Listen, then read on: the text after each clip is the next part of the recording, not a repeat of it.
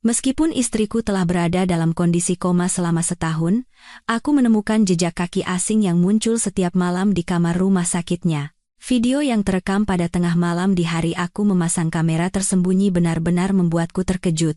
Pelakunya, tanpa kuduga, adalah seseorang yang tidak pernah kusangka. Tepat 1 tahun telah berlalu sejak hari naas itu.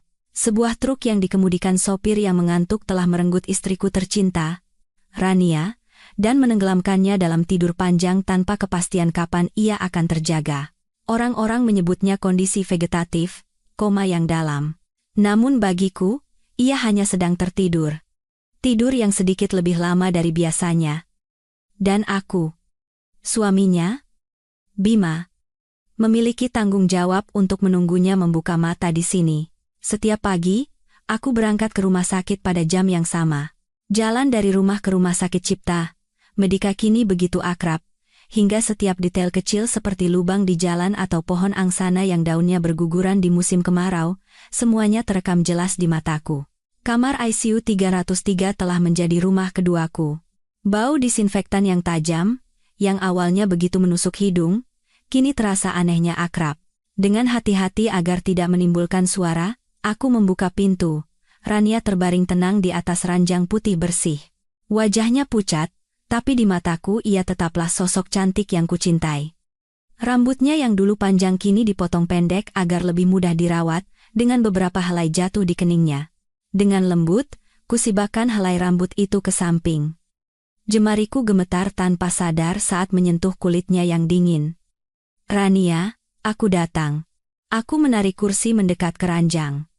Di tengah kesunyian yang hanya dipecah oleh bunyi bip-bip-bip teratur dari monitor detak jantung, suaraku yang pelan menggema. Tadi malam tidur nyenyak? Aku tidak begitu nyenyak. Aku bermimpi lagi tentang liburan kita ke Bali. Ingat tidak? Waktu itu hujan gerimis, dan kamu merengek ingin makan bakso. Akhirnya kita berdua kehujanan dan berteduh di bawah emperan toko, kamu menyandarkan kepalamu di bahuku. Setiap hari aku bercerita seperti itu. Tentang pekerjaan di kantor, tentang bunga di pot anggrek di balkon yang mulai mekar, hingga tentang kucing liar yang sering datang meminta makan. Aku percaya, di suatu tempat di kedalaman sana, Rania masih mendengar dan merasakan. Para perawat mengatakan bahwa berbicara dengan pasien koma dapat merangsang otaknya. Aku tidak tahu apakah itu benar, tapi itu menjadi harapanku. Setelah selesai bercerita, aku memulai rutinitas yang sudah biasa. Dengan handuk air hangat, kuseka wajah dan tangan Rania dengan penuh perhatian. Kulitnya rapuh, jadi aku melakukan semuanya dengan sangat hati-hati, takut melukainya. Aku memeriksa infus dan angka-angka di monitor. Detak jantung, tekanan darah, saturasi oksigen semuanya stabil. Dokter yang menanganinya, Dr. Hartono, mengatakan itu adalah pertanda baik, bahwa tubuhnya masih berjuang. Namun, pagi ini ada sesuatu yang berbeda. Saat aku membungkuk untuk menyambungkan kembali pengisi daya ponsel yang terlepas dari stop kontak di dekat lantai, mataku menangkap sesuatu yang membuatku berhenti. Di atas lantai ubin putih bersih, terlihat beberapa noda samar, seperti jejak kaki manusia. Itu bukan jejak sepatuku. Aku selalu memakai sandal rumah sakit saat masuk, bukan juga jejak perawat. Mereka biasanya memakai sepatu medis dengan sol yang polanya sangat berbeda. Jejak kaki ini sepertinya ditinggalkan oleh seseorang yang memakai sepatu kets bersol datar, dan sedikit basah, seolah baru saja masuk dari luar saat hari hujan. Aku berlutut di lantai untuk melihat lebih dekat. Jejak itu dimulai dari arah pintu, berputar mengelilingi sisi seberang tempat tidur, lalu kembali ke arah pintu. Sangat samar, jika tidak diperhatikan dengan saksama, mungkin tidak akan pernah terlihat. Perasaan cemas yang tak bisa dijelaskan mulai tumbuh di hatiku. Kamar Rania adalah area perawatan khusus. Setiap orang yang masuk harus mengikuti peraturan ketat. Selain aku dan tim medis yang bertugas, tidak ada yang bisa masuk ke sini. Lalu, jejak kaki siapa ini? Dan kapan ia masuk ke sini? Aku bangkit dan mengamati sekeliling ruangan. Semuanya tertata rapi, tidak ada tanda-tanda berantakan. Aku menatap Rania. Ia masih terbaring diam, bernapas teratur mengikuti ritme ventilator. Tiba-tiba sebuah pikiran melintas di benakku. Mungkinkah seseorang menyelinap masuk di tengah malam? Tapi untuk apa? Sepanjang pagi itu, aku tidak bisa berkonsentrasi pada apapun. Bayangan jejak kaki misterius itu terus berputar di kepalaku. Aku mencoba menepisnya. Mungkin petugas kebersihan tidak sengaja memakai sepatu yang berbeda, kataku pada diri sendiri. Tapi rasa cemas itu tidak hilang. Seperti benih kecil yang ditanam di dalam hati. Ia mulai berakar dan tumbuh menjadi pohon kecurigaan yang berduri. Saat aku menatap istriku yang terbaring tak berdaya, wanita yang kucintai dengan segenap hatiku, perasaan untuk melindunginya muncul lebih kuat dari sebelumnya. Aku tahu aku tidak bisa membiarkan ini berlalu begitu saja, aku harus mengungkap kebenarannya. Setelah menemukan jejak kaki misterius itu, kegelisahanku bukannya berkurang, malah semakin membesar di dalam diriku. Sepanjang hari itu, aku duduk di samping ranjang Rania, tetapi pikiranku melayang kemana-mana. Setiap kali mendengar langkah kaki di koridor, aku terkejut dan menoleh ke arah pintu. Aku mengamati setiap perawat dan dokter yang masuk, mencoba mencari sesuatu yang aneh dari wajah atau perilaku mereka, tetapi semuanya tampak seperti biasa. Menjelang sore, tak tahan lagi dengan kecurigaan yang menggerogoti, aku memutuskan untuk menemui suster kepala. Suster kepala Susan, seorang wanita parubaya yang tampak cukup tegas, tetapi aku tahu ia adalah orang yang bertanggung jawab. Aku menjelaskan situasinya dengan setenang mungkin, mendeskripsikan jejak kaki yang kulihat secara detail. Suster kepala Susan mengerutkan keningnya sedikit, mendengarkan ceritaku dengan saksama. Setelah aku selesai, ia berpikir sejenak lalu menjawab, "Pak Bima, mungkin Anda terlalu khawatir.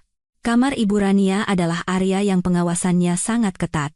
Bisa jadi itu petugas kebersihan shift malam yang melakukan kesalahan, atau mungkin dokter dari departemen lain yang dipanggil untuk konsultasi mendadak. Saya akan mengingatkan kembali staf mengenai prosedur masuk ke kamar khusus." Jawabannya tidak memuaskanku. "Tapi suster, jejak kakinya sangat aneh. Kenapa hanya ada jejak berputar di sekitar tempat tidur lalu keluar? Jika itu untuk konsultasi atau bersih-bersih, bukankah seharusnya ada lebih banyak jejak?" Suster kepala Susan menghela napas dengan tatapan penuh simpati. "Saya mengerti kekhawatiran Pak Bima. Merawat anggota keluarga yang sakit parah dalam waktu lama memang bisa membuat kita menjadi lebih sensitif. Percayalah pada tim medis kami. Keselamatan pasien selalu menjadi prioritas utama kami." Kata-katanya masuk akal, tetapi instingku sebagai seorang suami mengatakan ada sesuatu yang salah. Penjelasannya terlalu umum dan mudah. Terasa lebih seperti cara untuk menenangkanku daripada upaya untuk mencari kebenaran. Aku bertanya apakah bisa memeriksa rekaman kamera keamanan di koridor, tetapi suster kepala Susan menggelengkan kepala, mengatakan itu melanggar peraturan rumah sakit.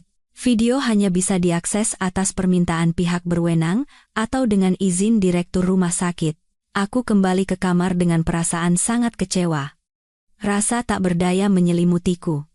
Aku tidak bisa lagi mengandalkan orang lain. Jika mereka tidak menganggap serius kekhawatiranku, maka aku harus mencari jawabannya sendiri. Risiko sekecil apapun yang bisa membahayakan Rania tidak bisa kubiarkan. Saat aku duduk di samping tempat tidur sambil menatap wajah istriku, sebuah ide muncul di benakku. Benar juga, bagaimana jika aku memasang alat pengawas sendiri? Menyembunyikan kamera kecil di dalam ruangan. Pikiran itu membuatku merasa sedikit bersalah karena harus melakukannya secara diam-diam, tetapi saat ini, itu terasa seperti satu-satunya solusi. Aku segera mengeluarkan ponselku dan mulai mencari. Di zaman teknologi canggih ini, tidak sulit mendapatkan kamera tersembunyi. Aku segera memilih sebuah kamera mini seukuran kuku ibu jari. Produk itu bisa terhubung ke Wi-Fi dan mengirimkan video real-time ke ponsel. Aku berharap layanan pengiriman di hari yang sama bisa membuatnya tiba keesokan harinya. Keesokan paginya, setelah menerima telepon dari kurir, aku bergegas turun ke lobi rumah sakit untuk mengambil paket kecil itu. Jantungku berdebar sedikit lebih cepat saat memegang kotak itu. Kembali ke kamar 303, aku melakukan sesuatu yang belum pernah kulakukan sebelumnya, mengunci pintu dari dalam. Saat kubuka kotaknya, kamera kecil itu pas di telapak tanganku. Aku membaca buku panduan dengan teliti dan menghubungkannya ke ponselku. Seketika, layar ponselku menampilkan gambar yang terlihat melalui lensa kamera, kualitasnya cukup jernih. Sekarang, masalahnya adalah di mana menyembunyikannya agar tidak ada yang menemukan. Aku mengamati sekeliling ruangan, dan pandanganku berhenti pada pot anggrek yang kubawa minggu lalu. Bunganya mulai layu, tetapi pot rotannya masih utuh. Ide cemerlang muncul. Aku menyelipkan kamera itu dengan cerdik di antara celah anyaman rotan, mengarahkan lensanya ke arah tempat tidur Rania. Dari sudut ini, kamera bisa mencakup area sekitar tempat tidur dan pintu masuk. Aku menutupi lensa hitam itu dengan beberapa daun artifisial, hanya menyisakan lubang yang sangat kecil. Dari luar, keberadaannya tidak akan terlihat. Setelah semua persiapan selesai, hatiku terasa sedikit lebih ringan. Rasanya seperti memiliki sepasang mata tambahan. Seorang penjaga tanpa suara yang akan melindungi istriku saat aku tidak ada.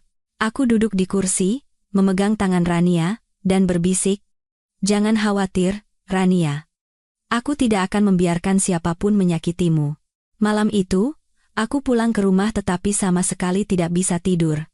Aku terus menyalakan ponsel, menatap layar hitam putih yang dikirimkan oleh kamera. Kamar 303 terbenam dalam keheningan, hanya cahaya redup dari peralatan medis yang terpantul di dinding. Waktu berlalu dengan lambat, dan aku menunggu. Menunggu dalam ketegangan, tanpa tahu apa yang akan kuhadapi. Apakah kekhawatiranku tidak beralasan, atau akankah sebuah kebenaran yang mengerikan segera terungkap? Malam itu terasa lebih panjang dari malam manapun dalam hidupku. Meskipun aku berbaring di tempat tidur di rumah, seluruh pikiranku berada di kamar 303 yang jauh. Layar ponsel di sampingku terus menyala terang, menayangkan video real-time dari kamera tersembunyi. Aku tidak bisa memejamkan mata. Aku merasa jika aku lengah sedetik saja, aku akan melewatkan sesuatu yang penting. Waktu merayap perlahan pukul 10, 11, lalu 12 malam, pemandangan di kamar rumah sakit tidak berubah. Sesekali, perawat jaga malam membuka pintu dengan pelan, memeriksa angka di mesin, mengganti kantong infus, lalu pergi dengan diam.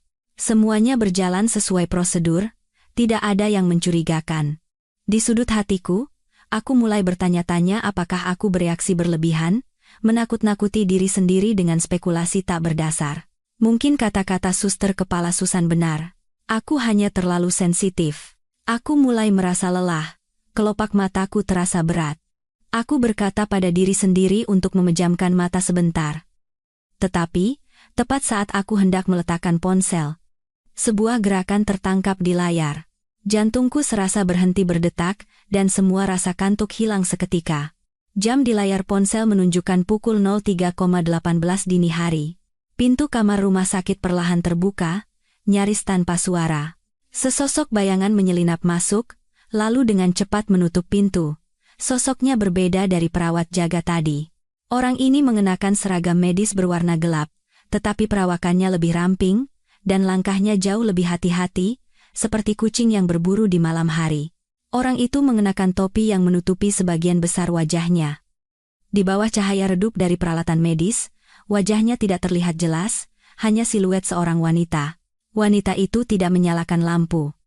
Ia bergerak dengan mahir dalam kegelapan, seolah sudah akrab dengan tata letak ruangan.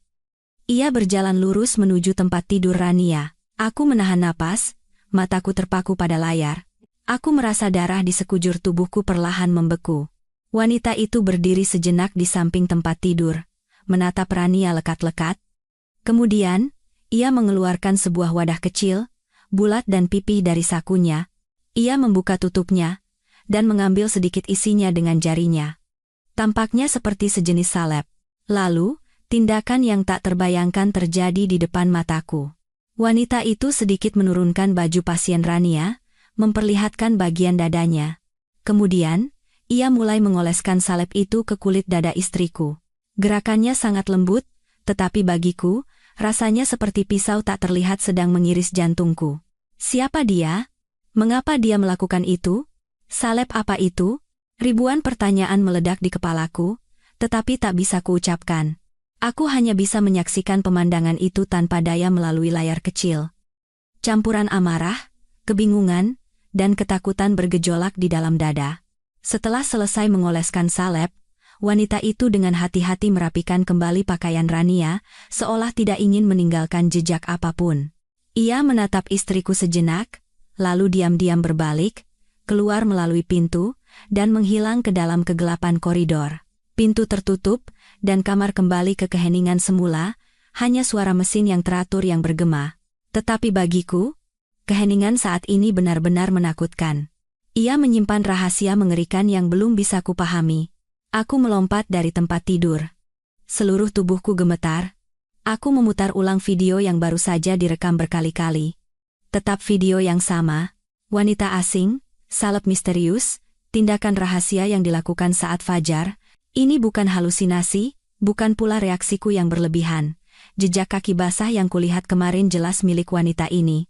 Di rumah sakit ini, yang kupercaya sebagai tempat paling aman untuk istriku, tempat aku menitipkan seluruh kepercayaanku, apa yang sebenarnya terjadi, siapa wanita itu, apakah dia perawat, dokter, atau seseorang dengan konspirasi gelap? Dan apa tujuannya? Apa efek dari salep itu? Apakah akan membantu pemulihan Rania? Atau sebaliknya? Akan mencelakainya? Aku tidak punya jawaban, hanya pertanyaan yang kacau balau dan rasa takut yang semakin membesar. Aku tahu, mulai malam ini, perjuanganku bukan hanya menunggu Rania sadar. Aku juga harus melawan hantu tak dikenal yang berkeliaran di sekitar istriku tercinta, dan aku, dengan cara apapun, harus menemukan orang itu. Malam itu aku hampir tidak tidur. Gambaran wanita misterius yang mengoleskan salep ke tubuh Rania tidak mau hilang dari benakku. Begitu fajar menyingsing, aku bergegas berganti pakaian, melesat keluar rumah, dan mengemudikan mobil ke rumah sakit. Aku harus segera ke sana. Aku harus memastikan dengan mata kepalaku sendiri apakah yang kulihat di kamera itu benar-benar nyata. Aku masuk ke kamar 303 dengan jantung berdebar kencang. Rania terbaring dengan wajah tenang seperti biasanya. Aku mendekat. Rasa takut yang samar muncul di hatiku. Sambil menenangkan diri dengan napas dalam-dalam, aku sedikit menurunkan kerah baju pasiennya, tepat di lokasi yang disentuh wanita itu semalam, dan aku melihatnya. Di sebagian dada Rania, ada lapisan tipis yang nyaris transparan, tetapi di bawah sinar matahari pagi, jika dilihat lebih dekat, warnanya agak merah muda pucat. Aku menyentuhnya dengan ujung jari. Terasa sedikit berminyak dan lengket, dengan aroma samar yang sulit dikenali, seperti wangi herbal. Semuanya nyata. Video itu bukan mimpi buruk, seseorang benar-benar menyelinap masuk ke sini dan mengoleskan obat aneh ke tubuh istriku. Amarah membuncah, tetapi segera diredam oleh kekhawatiran yang melanda. Apa ini? Apakah berbahaya bagi Rania? Aku harus mengambil sampel ini untuk diperiksa. Tapi bagaimana? Aku melihat sekeliling ruangan, mencari sesuatu untuk menampungnya. Pandanganku berhenti pada kapas pentol, koton, di dalam kotak perlengkapan kebersihan pribadi yang kubawakan untuk Rania. Aku bergegas mengambil satu dan dengan hati-hati menyapukannya ke area kulit yang bersalep. Salep itu menempel di ujung kapas. Aku mencari kantong plastik kecil yang bersih, memasukkan kapas pentol ke dalamnya, menutupnya dengan rapat, dan menyimpannya jauh di dalam saku mantelku. Tepat pada saat itu, pintu kamar terbuka. Dr. Hartono masuk. Kemunculannya yang tiba-tiba membuatku terkejut, dan aku buru-buru merapikan kembali pakaian Rania. Pak Bima, pagi sekali Anda datang, sapa Dr. Hartono sambil tersenyum. Ia adalah seorang pria berusia 40-an, tinggi, berkacamata berbingkai tipis, dan selalu mengenakan jas dokter putih bersih. Ia telah menjadi dokter utama Rania sejak awal, dan aku selalu mempercayai profesionalisme dan dedikasinya. Selamat pagi, dokter. Aku berusaha agar suaraku terdengar normal, hanya ingin melihat bagaimana keadaan istri saya. Dr. Hartono mendekati tempat tidur dan melirik angka-angka di monitor. Kondisi Bu Rania masih sangat stabil. Ini pertanda yang sangat baik. Kita terus bersabar dan menunggu, siapa tahu keajaiban terjadi. Ia mengucapkan kata-kata penghiburan yang sudah biasa, tetapi entah kenapa, hari ini mendengarnya terasa agak dibuat-buat. Di balik kacamata itu, apakah tatapannya menyembunyikan sesuatu? Atau apakah aku yang menjadi terlalu curiga sehingga melihat siapapun dengan penuh syakwa sangka? Aku memutuskan untuk memancing Dr. Hartono. Dokter, ada yang ingin saya tanyakan.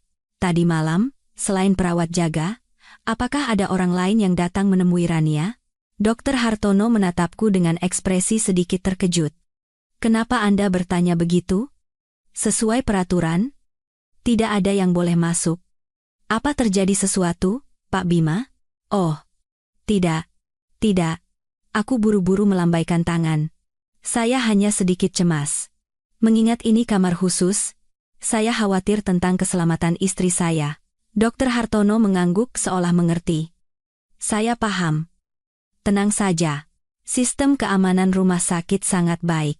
Selain itu, tim perawat kami berjaga 24 jam penuh, jadi istri Anda berada dalam perawatan terbaik. Kemudian, ia menepuk bahuku dengan ringan. Gestur penghiburan, tetapi tepukan itu membuatku merinding.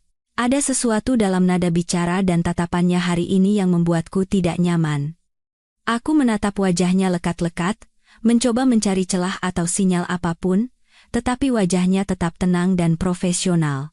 Setelah Dokter Hartono pergi, aku tinggal sendiri di kamar. Kecurigaan terhadapnya mulai tumbuh di benakku. Dia adalah dokter utama, orang yang memiliki wewenang untuk masuk ke kamar ini kapan saja. Apakah dia terlibat dengan wanita tadi malam? Atau bahkan, apakah dia dalang di balik semua ini? Pikiran itu membuat tulang punggungku terasa dingin. Aku selalu mempercayainya, menitipkan nyawa istriku padanya. Jika kepercayaan itu salah, akibatnya akan sangat mengerikan. Aku melihat sampel salep di dalam kantong plastik. Saat ini, inilah satu-satunya petunjukku. Aku harus mengetahui kandungannya. Tiba-tiba, aku teringat Doni, seorang teman baik sejak kuliah. Doni adalah seorang ahli kimia yang bekerja di sebuah laboratorium swasta. Mungkin dia bisa membantuku. Aku memutuskan untuk meninggalkan rumah sakit lebih awal dari biasanya. Aku harus bertemu Doni secepat mungkin. Sebelum pergi, aku membungkuk dan mengecup kening Rania dengan ringan. Tunggu ya, Rania. Bisikku. Aku pasti akan mengungkap kebenaran dan melindungimu. Saat keluar dari kamar dan melewati ruang kantor dokter, aku tidak sengaja melihat Dokter Hartono sedang menelepon melalui celah pintu yang sedikit terbuka. Ia membelakangiku, jadi aku tidak bisa melihat ekspresinya, tetapi beberapa patah kata samar-samar terdengar. Harus lebih hati-hati. Jangan tinggalkan jejak. Sesuai rencana, jantungku berdebar kencang. Mungkin itu hanya kebetulan. Mungkin dia sedang membicarakan pasien lain. Tetapi dalam situasi ini, setiap kata dan tindakannya tampak mencurigakan di mataku. Aku mempercepat langkahku. Tekadku untuk menemukan kebenaran semakin kuat. Penyelidikanku telah mengambil arah baru, dan tersangka pertamaku adalah orang yang paling kupercayai. Setelah meninggalkan rumah sakit, aku tidak pulang, melainkan langsung mengemudikan mobil ke laboratorium tempat Doni bekerja. Kekhawatiran dan kecurigaan berputar-putar di benakku, membuat perjalanan terasa lebih lama dari biasanya. Aku butuh jawaban, dan saat ini, Doni adalah satu-satunya harapanku. Doni menyambutku dengan ekspresi terkejut. Tumben sekali kau datang ke sini? Mau mengajakku minum-minum? Aku sedang tidak ingin bercanda.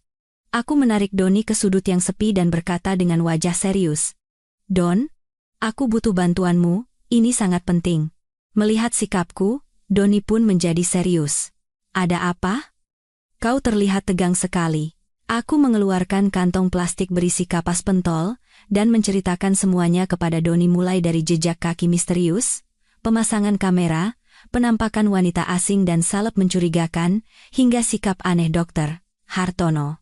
Doni mengerutkan alisnya yang tebal saat mendengarkan ceritaku. Ia mengambil sampel itu dengan hati-hati dan mengamatinya. Ini terdengar serius. Jangan khawatir, serahkan sampel ini padaku, aku akan menganalisis kandungannya secepat mungkin.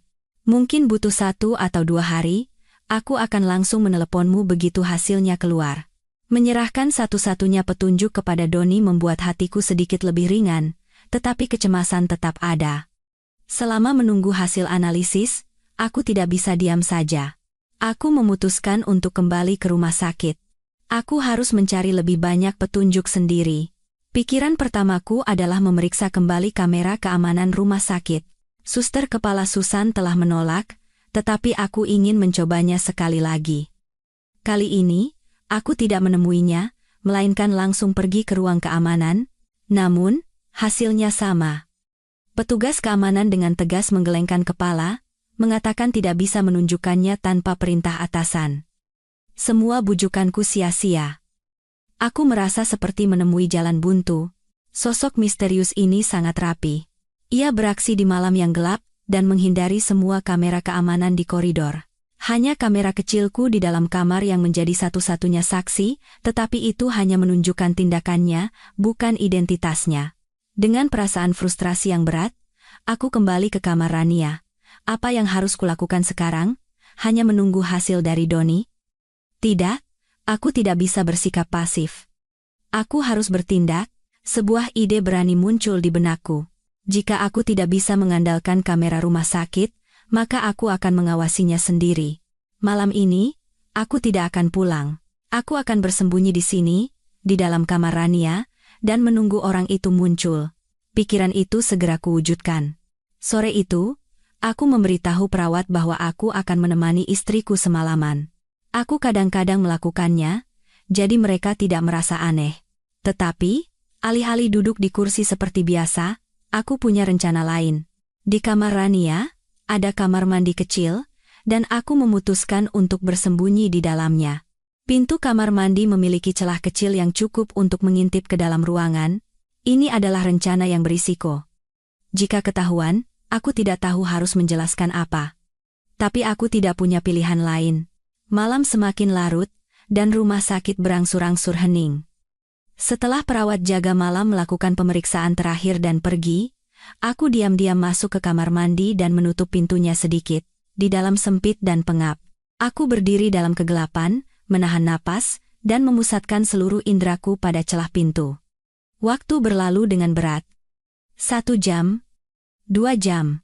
Keheningan dan kegelapan membuat indraku menjadi lebih tajam dari sebelumnya. Suara sekecil apapun dari koridor membuat jantungku berdebar kencang. Aku berusaha sekuat tenaga untuk tidak mengeluarkan suara sedikit pun. Dan, pada waktu yang hampir sama dengan malam sebelumnya, sekitar pukul 3 dini hari, terdengar suara derit yang sangat pelan dari pintu kamar. Jantungku serasa berhenti, aku menempelkan mataku erat-erat ke celah pintu. Sesosok bayangan kembali menyelinap masuk. Masih wanita dengan perawakan ramping itu, masih mengenakan seragam medis dan topi yang menutupi wajahnya. Ia bergerak tanpa suara, cepat, dan langsung menuju ke arah tempat tidur Rania. Aku berdiri membeku di dalam kamar mandi. Kali ini bukan melalui layar ponsel. Aku menyaksikannya secara langsung dengan mataku sendiri. Orang itu hanya berjarak beberapa meter. Di satu sisi, aku ingin segera melompat keluar dan menangkapnya basah-basah, tetapi di sisi lain, hatiku berbisik untuk tetap tenang. Melihat apa yang akan dilakukannya selanjutnya, dan yang terpenting, memastikan siapa dia. Wanita itu kembali mengeluarkan wadah salepnya. Ia mengulangi tindakan rahasianya seperti malam sebelumnya, mengoleskan obat itu ke dada istriku. Cahaya dari layar monitor detak jantung memantul, dan untuk sesaat yang singkat ketika ia sedikit memiringkan kepala, sebagian wajahnya terlihat. Meskipun hanya sebagian wajah, aku melihatnya dengan jelas dan langsung membeku. Wajah yang familiar. Wajah yang kulihat setiap hari di rumah sakit ini, meskipun mengenakan topi dan masker, aku bisa mengenalinya. Wanita misterius itu tak lain adalah salah satu perawat yang sering merawat Rania, Suster Dewi. Fakta ini membuatku sangat terkejut. Kenapa? Dia, perawat yang tampak ramah, pendiam, tetapi teliti dan berdedikasi, mengapa dia melakukan tindakan serahasia dan semenakutkan ini? Siapa yang menyuruhnya? Atau apakah dia sendiri dalangnya? Ribuan pertanyaan berputar di kepalaku, tetapi sekarang bukan waktunya untuk berpikir. Setelah selesai mengoleskan salep, Suster Dewi dengan cepat pergi. Aku menunggu sampai aku yakin dia sudah jauh. Lalu dengan hati-hati membuka pintu kamar mandi dan keluar. Pikiranku kacau. Aku telah mengungkap identitas orang asing itu, tetapi misterinya justru terasa semakin besar. Fakta bahwa wanita misterius itu adalah Suster Dewi benar-benar mengejutkanku. Dewi adalah seorang perawat muda yang baru lulus beberapa tahun. Selama setahun terakhir, ia adalah salah satu orang yang sering merawat Rania. Kesanku terhadap Dewi adalah seseorang yang ramah, pendiam, tetapi sangat teliti dan cermat dalam bekerja. Aku tidak percaya. Bahwa dialah orang yang melakukan tindakan rahasia dan mencurigakan itu. Pasti ada alasannya, atau seseorang di belakang layar mengancamnya. Keesokan paginya, aku sengaja datang ke rumah sakit lebih awal dari biasanya. Aku harus menghadapi Dewi. Aku butuh penjelasan. Aku duduk di sebuah kafe di seberang rumah sakit, menatap tajam ke arah pintu masuk utama. Menjelang jam 7, sosok Dewi yang kukenali, mengenakan seragam perawat, terlihat berjalan masuk ke rumah sakit untuk shift paginya. Aku segera mengikutinya.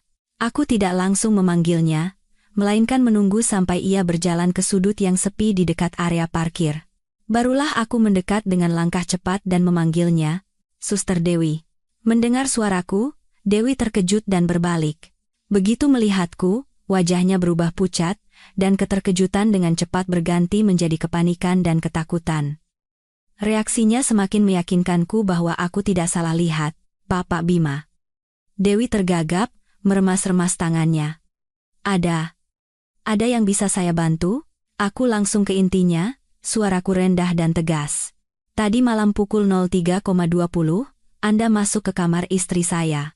Anda mengoleskan obat aneh ke tubuhnya. Bisakah Anda menjelaskannya? Wajah Dewi menjadi sepucat kertas. Ia mundur selangkah, matanya melirik ke sana kemari seolah mencari jalan keluar. Apa maksud Anda? Saya tidak mengerti. Saya bahkan tidak sedang shift malam. Jangan bohong. Suster Dewi. Aku melangkah lebih dekat, mengeluarkan ponselku, dan menunjukkan video yang telah kurekam. Gambarnya tidak terlalu jernih, tetapi cukup untuk mengenali postur dan gerak-geriknya. Saya punya semua buktinya. Saya ingin tahu kenapa. Obat apa itu? Siapa yang menyuruh Anda? Melihat video itu, Dewi benar-benar hancur. Kakinya seolah lemas, dan ia terduduk di lantai. Air mata mulai membanjiri wajah mudanya. Tolong jangan laporkan ini. Saya terpaksa melakukannya. Terpaksa? Siapa yang menyuruhmu? Desakku. Dewi menggelengkan kepalanya dengan panik, wajahnya penuh ketakutan. Saya tidak bisa bilang. Kalau saya bilang, mereka tidak akan membiarkan saya hidup. Saya hanya melakukan apa yang diperintahkan. Mereka bilang obat itu akan membantu Burania pulih lebih cepat. Sungguh? Niat saya tidak jahat. Membantu pemulihan? Aku mengerutkan kening. Jika itu obat yang baik, mengapa harus dioleskan diam-diam di tengah malam seperti pencuri? Apa Anda pikir saya anak kecil yang bisa dibodohi? Ketegasan dalam suaraku sepertinya membuat Dewi semakin panik. Ia terisak. Maafkan saya. Saya benar-benar tidak tahu apa-apa. Saya hanya perawat biasa, tidak bisa menolak perintah atasan. Tolong, maafkan saya sekali ini saja. Atasan. Siapa atasanmu? Dr. Hartono? Tanyaku, menatap lurus ke mata Dewi. Mendengar nama Dr. Hartono, seluruh tubuh Dewi gemetar hebat. Ia tidak menjawab, hanya menunduk sambil mengguncangkan bahu. Keheningannya adalah sebuah pengakuan. Instingku benar. Dalang dibalik semua ini adalah dokter yang begitu kuhormati. Amarah membuncah di dalam hatiku. Ia telah menipu aku, menipu semua orang. Ia menggunakan kepercayaanku untuk menjalankan rencana gelapnya pada istriku. Aku melihat Dewi, wanita muda yang gemetar ketakutan. Meskipun marah, aku juga merasa kasihan padanya. Mungkin ia hanya pion yang dimanfaatkan dalam rencana Dr. Hartono. Bangun. Berikan botol obat itu padaku sekarang. Dan kau harus ikut denganku menemui direktur rumah sakit. Kau harus menceritakan semua yang sebenarnya. Dewi menatapku dengan tatapan memohon. Saya sangat takut. Jika kau tidak bicara, kau akan menanggung semua kesalahannya sendiri. Apa kau mau hidup dengan rasa bersalah seumur hidup, atau lebih buruk lagi, masuk penjara? Tapi jika kau bekerja sama, aku yakin hukum akan memberimu keringanan. Pilihlah. Kata-kataku sepertinya berhasil.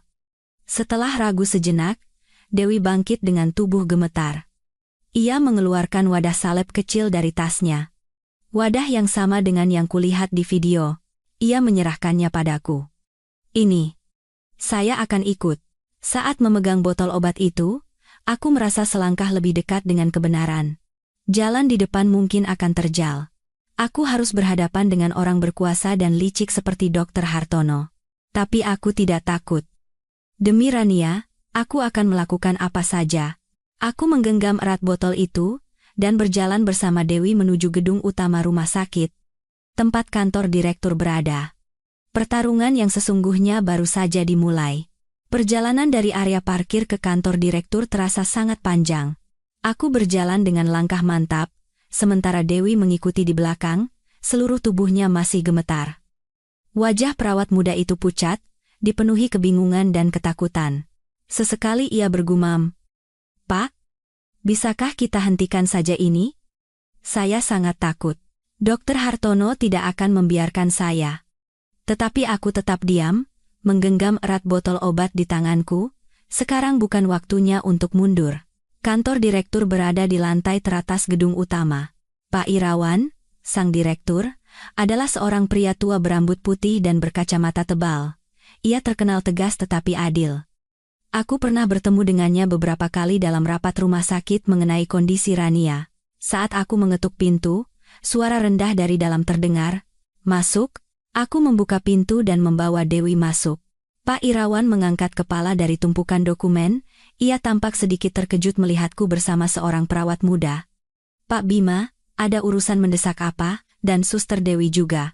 "Direktur," aku mulai bicara, berusaha menjaga suaraku setenang mungkin. "Saya datang untuk melaporkan masalah yang sangat serius, menyangkut keselamatan pasien, istri saya, Rania, dan juga melibatkan staf rumah sakit." Kemudian, aku meletakkan botol obat dan ponselku dengan video yang sudah menyala di atas mejanya. Aku menjelaskan semuanya dengan runtut dari penemuan jejak kaki, pemasangan kamera, pemandangan yang kusaksikan, hingga pengakuan awal Suster Dewi. Selama aku berbicara, Dewi hanya menunduk, meremas-remas tangannya, tidak berani mengangkat kepala. Semakin lama mendengar, ekspresi Pak Irawan menjadi semakin serius. Ia mengambil ponselku dan menonton videonya berulang kali. Kemudian, ia menatap Dewi, suaranya menjadi berat. "Suster Dewi, apakah semua yang dikatakan Pak Bima ini benar?" Dewi terperanjat dan tergagap. Saya, direktur, saya." Jawab dengan jujur. Suara Pak Irawan menjadi lebih tegas. "Iya, benar," jawab Dewi lemas, air matanya kembali mengalir. "Tapi saya hanya mengikuti perintah Dr. Hartono. Beliau bilang obat itu adalah obat bagus yang bisa membantu Bu Rania cepat sadar." "Dr. Hartono?" Pak Irawan mengerutkan kening. Ia mengangkat telepon internal dan berkata dengan nada tegas, "Panggil Dr. Hartono dari ICU ke kantor saya sekarang juga." Udara di dalam ruangan terasa tegang dan menyesakan. Tak lama kemudian, terdengar ketukan pintu dan Dr. Hartono masuk. Masih dengan penampilan yang rapi dan percaya diri seperti biasa. Tetapi, saat melihat aku dan Dewi berdiri di depan meja direktur, senyum di bibirnya sedikit menegang. Direktur memanggil saya. Pak Irawan tidak berkata apa-apa, hanya menunjuk ke arah botol obat dan ponsel di atas meja dengan dagunya. "Jelaskan ini, Dr. Hartono." Dr. Hartono melirik sekilas barang-barang bukti itu, lalu menatap Dewi yang gemetar. Wajahnya sempat berubah, tetapi dengan cepat ia kembali memasang ekspresi tenang dan profesional. Ia menghela napas dan berakting seolah penuh penyesalan. "Direktur, dan Pak Bima, saya akan bertanggung jawab atas masalah ini. Memang benar saya yang menyuruh Suster Dewi melakukannya." Pengakuannya yang terus terang membuatku terkejut.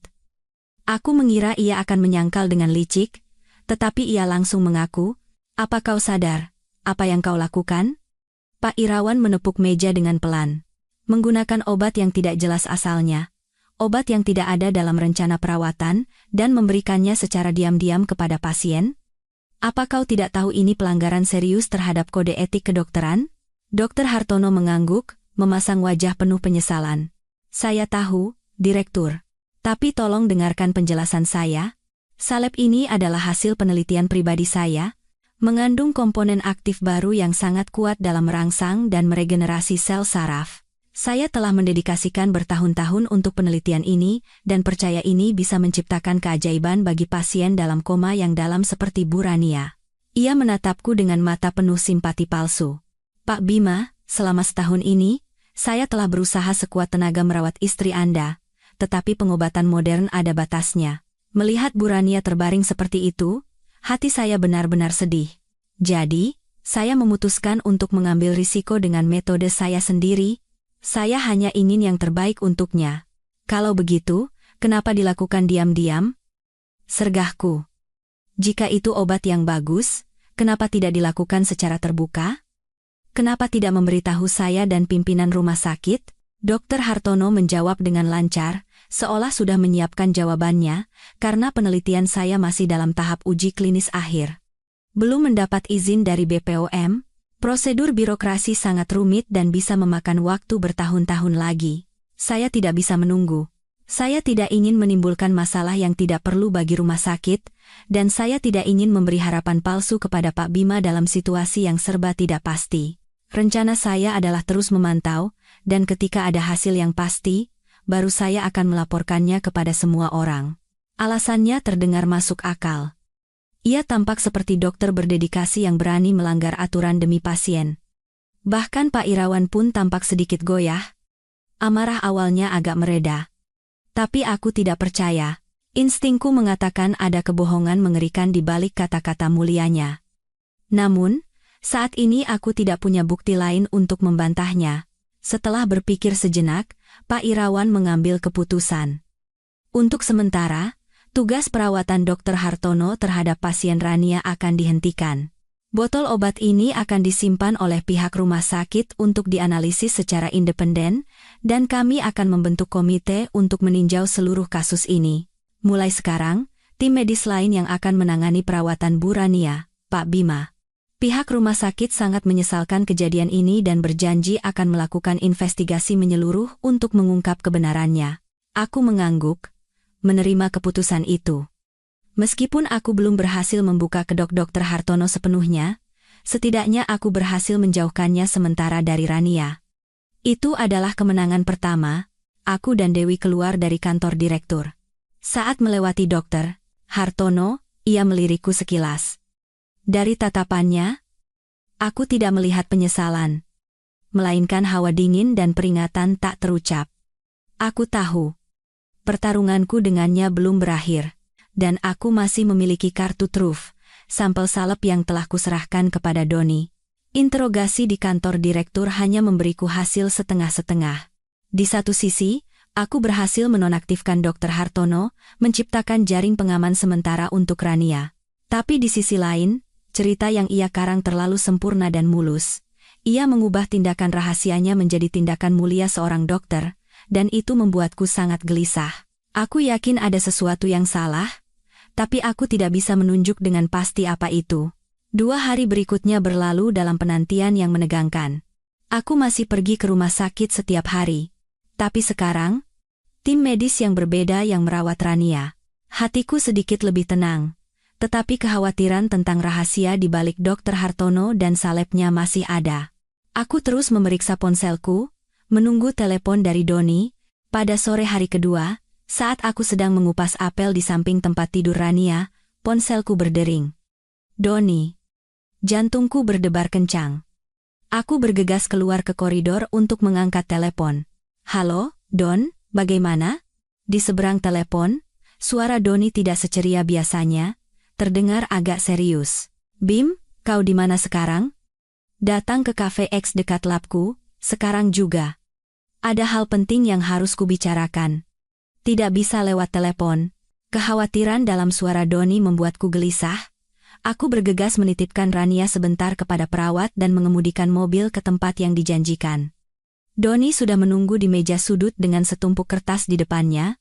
Hasilnya sudah keluar, kataku begitu duduk. Doni tidak langsung menjawab, melainkan mendorong tumpukan kertas itu ke arahku.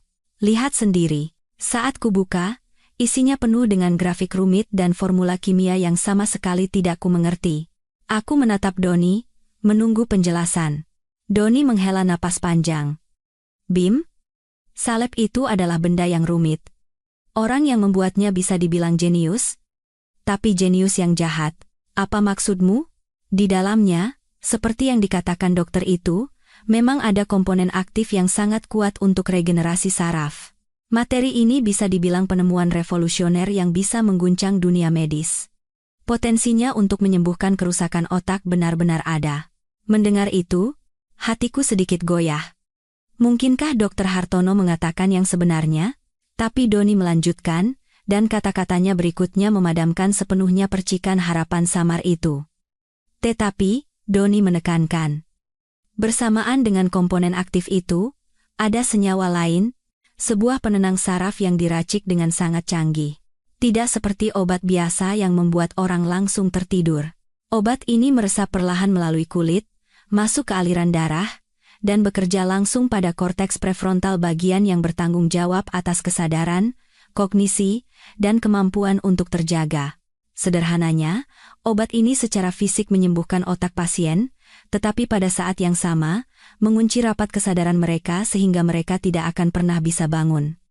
Pasien akan berada dalam kondisi koma palsu, tanda-tanda vital dan gelombang otaknya semua sempurna, tetapi sebenarnya mereka terperangkap di dalam tubuh mereka sendiri.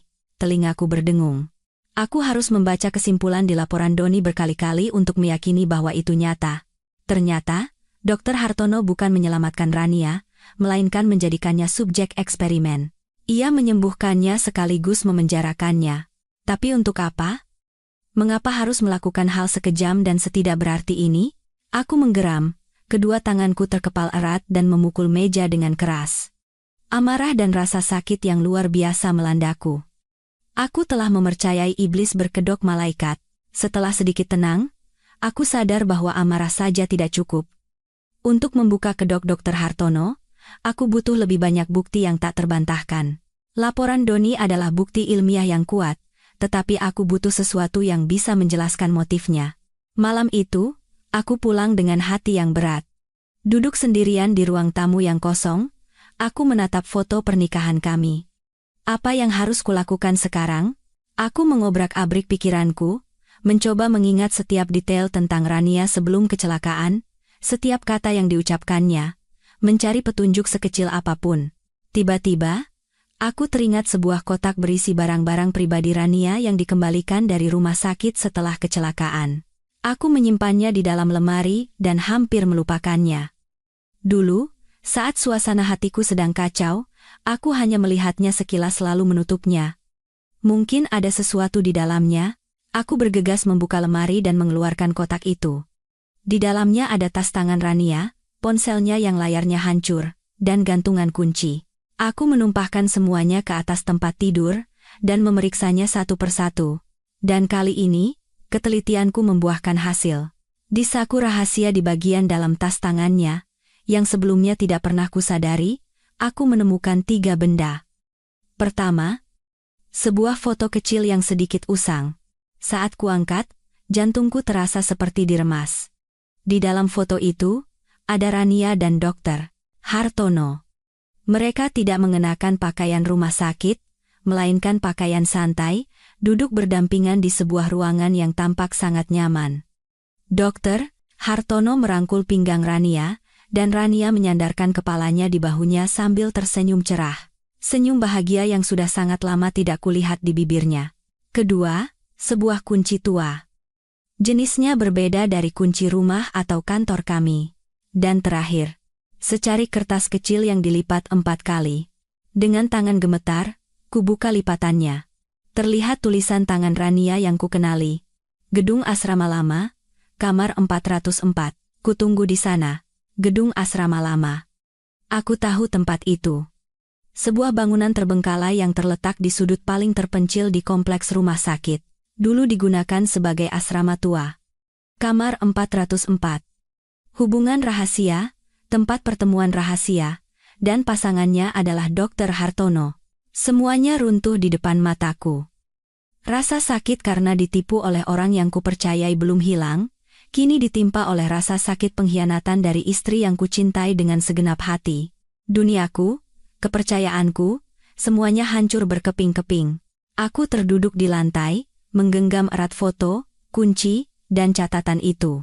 Air mata seorang pria akhirnya pecah. Tapi aku tahu aku tidak boleh hancur. Kebenarannya lebih mengerikan dari yang kubayangkan, dan aku harus menelusurinya sampai akhir. Tujuanku berikutnya, kamar 404 yang misterius itu. Malam itu aku tidak tidur sekejap pun. Rasa sakit pengkhianatan menggerogoti hatiku lebih menyakitkan daripada luka fisik manapun. Foto Rania dan Dr. Hartono. Senyumnya dalam pelukan pria lain itu seperti api yang membakar jiwaku. Namun, di antara puing-puing kehancuranku, sebuah tekad dingin mengeras. Aku harus pergi ke kamar 404 itu. Aku harus tahu apa yang mereka sembunyikan di tempat pertemuan rahasia mereka. Keesokan paginya, aku tidak pergi ke kamar Rania seperti biasa. Sebaliknya, aku menuju ke ujung kompleks rumah sakit, tempat bangunan tua yang terbengkalai itu berada. Tempat itu sangat kontras dengan suasana gedung utama yang ramai, terasa suram dan sunyi. Rumput liar tumbuh subur, dan dinding plesterannya mengelupas, memperlihatkan batu bata merah tua. Udara dipenuhi bau apek dan lembab. Aku menemukan tangga menuju lantai 4.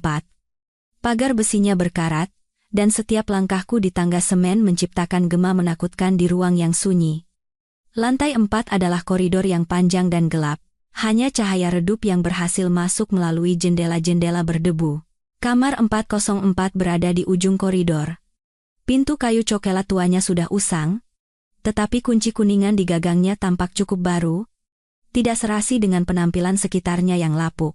Jantungku berdebar kencang di dalam dada. Dengan tangan gemetar, aku memasukkan kunci yang kutemukan di tas Rania ke lubang kunci. Dengan bunyi klik yang kering, kunci itu terbuka. Saat aku mendorong pintu sedikit, aroma yang familiar menyentuh hidungku.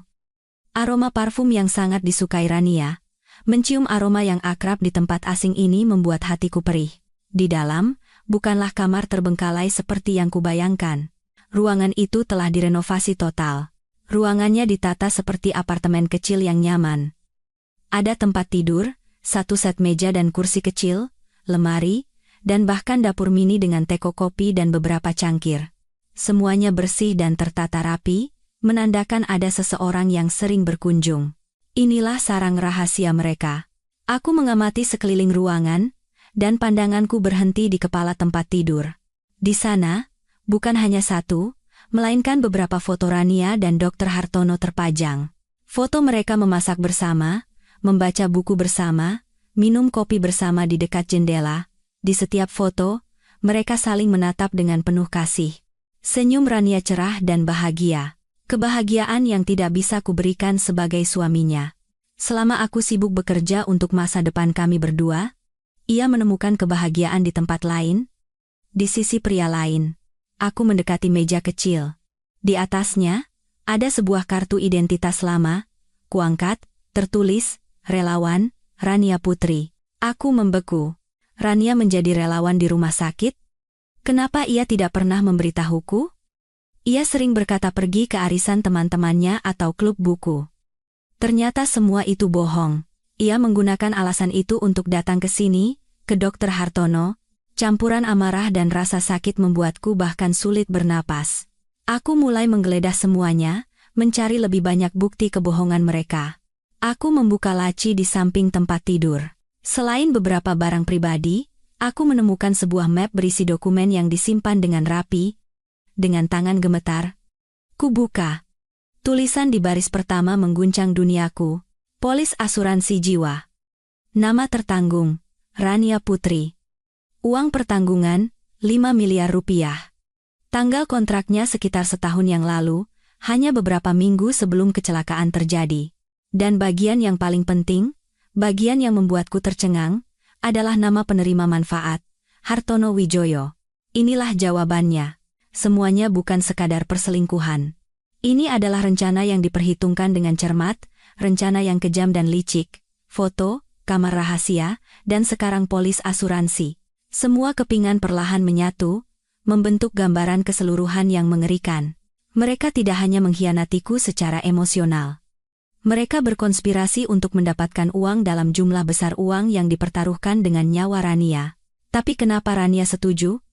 Kenapa ia menandatangani polis yang penerima manfaatnya adalah selingkuhannya, bukan aku, suaminya? Mungkinkah ia secara sukarela terlibat dalam rencana ini? Kepalaku pusing. Aku tidak bisa dan tidak ingin percaya bahwa istri yang kucintai bisa melakukan hal seperti itu. Pasti ada liku-liku cerita yang belum ku ketahui. Sambil memegang polis asuransi itu, aku merasa seperti memegang surat vonis mati untuk pernikahanku dan semua yang kupercayai. 5 miliar rupiah. Angka itu menari-nari di depan mataku, menertawakan kebodohan dan ketidaktahuanku selama setahun terakhir. Aku telah mencurahkan seluruh hati dan uangku untuk merawat Rania. Sementara itu, di belakangku, ia dan selingkuhannya merencanakan sesuatu yang mengerikan. Aku terduduk di kursi di dalam kamar rahasia mereka, seluruh kekuatan di tubuhku seolah terkuras. Aku harus menemukan alasannya. Mengapa Rania melakukan itu? Apakah ada yang kurang darinya? Aku selalu berusaha memberinya kehidupan yang berkecukupan dan mencintainya dengan segenap hati. Atau adakah retakan dalam pernikahan kami yang tidak pernah kusadari? Aku terus menggeledah ruangan seperti orang gila, mencari penjelasan. Aku membuka pintu lemari. Di dalamnya, beberapa pakaian Dr. Hartono tergantung bercampur dengan beberapa gaun Rania. Di bagian paling bawah lemari, ada sebuah kotak kayu kecil yang terkunci rapat. Tidak perlu kunci. Aku membongkar gembok tipis itu dengan sekuat tenaga. Di dalam kotak, bukan uang atau perhiasan, melainkan sebuah buku catatan bersampul kulit coklat. Tulisan di dalamnya tidak salah lagi adalah tulisan Rania. Itu adalah buku harian. Jantungku berdebar kencang. Ini dia. Jawabannya mungkin ada semua di sini. Aku membalik halaman demi halaman. Tulisan Rania yang kukenali muncul, tetapi isinya menjadi ribuan bilah pisau yang menusuk jantungku. Di halaman-halaman pertama, Rania menulis tentang pernikahan kami. Ia menulis bahwa ia merasa tercekik dan terkurung. Cinta di antara kami telah memudar, hanya menyisakan tanggung jawab dan kebiasaan. Bima adalah orang baik, tapi dia tidak memahamiku. Dia hanya tahu tentang pekerjaan dan rencana masa depan yang telah ia susun. Dan aku merasa hanya sebagai bagian dari rencana itu, bukan sebagai pasangan. Aku ingin bebas. Air mata mengaburkan pandanganku. Tercekik dan terkurung? Bukankah semua yang kulakukan adalah untuknya, untuk masa depan kami? Aku terus membaca. Dan nama Dr. Hartono mulai muncul. Ia bertemu Dr. Hartono saat mulai menjadi relawan di rumah sakit. Dr. Hartono mendekatinya, mendengarkannya, dan memahaminya dengan cara yang menurutnya tidak pernah kulakukan. Mereka dengan cepat saling jatuh cinta. Dan kemudian, rencana mengerikan itu disusun. Di halaman buku harian sekitar sebulan sebelum kecelakaan, Rania menulis, Hartono memberitahuku tentang sebuah rencana. Sebuah rencana untuk keluar dari pernikahan ini tanpa terlalu menyakiti Bima. Dia bilang, jika aku hanya menceraikannya, Bima akan hancur dan akan berusaha menahanku dengan cara apapun. Tapi jika aku mengalami kecelakaan dan menghilang untuk sementara waktu, dia perlahan akan terbiasa dengan ketidakhadiranku. Hartono punya obat yang sangat istimewa. Bisa menyebabkan koma yang sama persis seperti kondisi vegetatif, dan tidak bisa dideteksi oleh mesin apapun. Aku akan tidur untuk sementara. Mungkin setahun. Selama itu, Bima akan menerima uang asuransi kecelakaan, sebagai kompensasiku untuknya.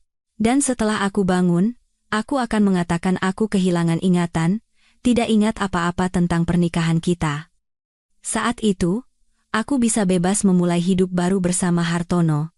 Dan kami juga akan mendapatkan uang dari polis asuransi jiwa yang dibuatkan Hartono.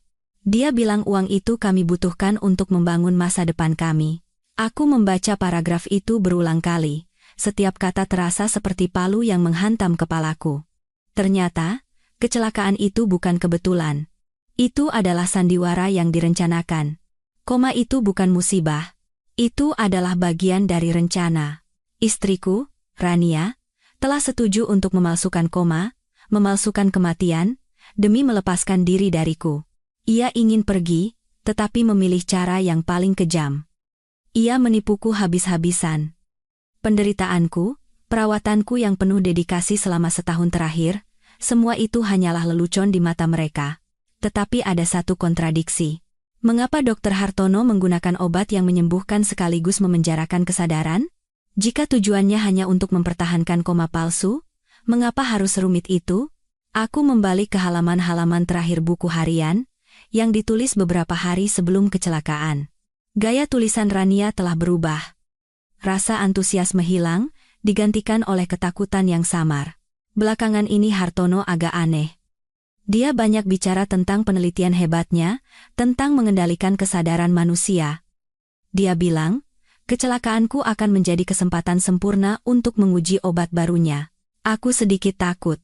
Aku hanya ingin bebas, bukan menjadi subjek eksperimen siapapun. Tapi Hartono meyakinkanku bahwa semuanya terkendali. Dia bilang dia mencintaiku dan tidak akan pernah menyakitiku. Membaca sampai di situ, aku mengerti semuanya. Kebenarannya lebih mengerikan daripada sekadar skema penipuan asuransi. Rania yang naif, yang hanya ingin mencari kebebasan, telah menjadi mangsa predator yang lebih berbahaya. Dokter, Hartono tidak hanya menginginkan uang. Ia memanfaatkan rencana Rania untuk menjadikannya tikus percobaan bagi penelitian gilanya. Ia tidak berniat membiarkannya bangun sesuai rencana. Ia berniat memenjarakannya dalam kondisi itu selamanya. Buku harian itu jatuh dari tanganku. Pengkhianatan Rania menyakitkan, tetapi kejahatan Dr. Hartono berkali-kali lipat lebih menakutkan. Ia menipu aku dan Rania, ia menjadikan kami semua boneka dalam sandiwaranya. Dan kini, sandiwara itu belum berakhir.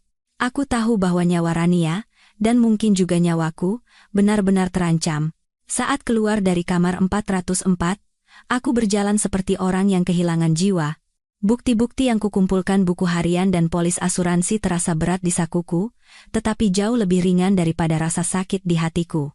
Semuanya begitu jelas, rencana yang sempurna dengan kejam, namun, fakta bahwa Dr. Hartono menggunakan Rania untuk penelitiannya masih terasa janggal. Jika hanya untuk eksperimen, mengapa perlu polis asuransi jiwa senilai 5 miliar? Bagaimana jika tujuan akhirnya bukan untuk mempertahankan Rania dalam koma, melainkan kematiannya? Tepat pada saat itu, teleponku berdering lagi. Doni lagi. Kali ini, suaranya lebih mendesak dari sebelumnya. Bim. Kau harus sangat hati-hati. Aku baru saja menemukan sesuatu yang lebih mengerikan dari sampel itu. Apalagi? Tanyaku dengan suara serak. Ada komponen ketiga. Racun yang diekstrak dari tumbuhan, efeknya sangat lambat. Ia terakumulasi perlahan di dalam tubuh, dengan dosis yang dioleskan setiap malam seperti yang kau bilang, perhitunganku menunjukkan dalam 1 atau 2 minggu ke depan, levelnya akan mencapai titik yang bisa menyebabkan gagal ginjal akut. Korban akan terlihat meninggal secara wajar karena komplikasi akibat berbaring terlalu lama, dan otopsi biasa tidak akan pernah menemukannya. Dokter itu tidak hanya ingin istrimu koma. Dia berniat membunuhnya, Bim. Dia berniat membunuhnya untuk mencairkan uang asuransi. Setiap kata dari Doni adalah pukulan palu terakhir yang menghancurkan semua keraguan yang tersisa. Ini bukan eksperimen ilmiah. Ini adalah rencana pembunuhan yang diperhitungkan hingga detail terkecil. Ia menggunakan obat dengan efek penyembuhan untuk mengelabui mata, membuat semua parameter Rania tampak sempurna sehingga tidak ada yang curiga. Ia menggunakan penekan kesadaran agar Rania tidak bisa bangun, dan menuduhnya. Dan terakhir, ia menggunakan racun berefek lambat untuk mengakhiri hidupnya dengan bersih tanpa jejak. 5 miliar. Itulah harga nyawa Rania. Ia menggunakan cinta untuk memancing Rania ke dalam perangkap, dan menggunakan hasratnya akan kebebasan untuk menjadikannya alat bagi rencana pembunuhannya. Hawa dingin yang menusuk merayap di tulang punggungku. Sekarang, hanya aku yang tahu seluruh kebenarannya. Buku harian, laporan analisis Doni, aku memegang bukti yang bisa menjebloskan Dr. Hartono ke penjara. Itu juga berarti aku telah menjadi target berikutnya. Ia tidak akan membiarkanku hidup untuk mengungkap semuanya. Aku harus bertindak sangat cepat, tetapi juga sangat hati-hati. Aku tidak bisa langsung ke kantor polisi.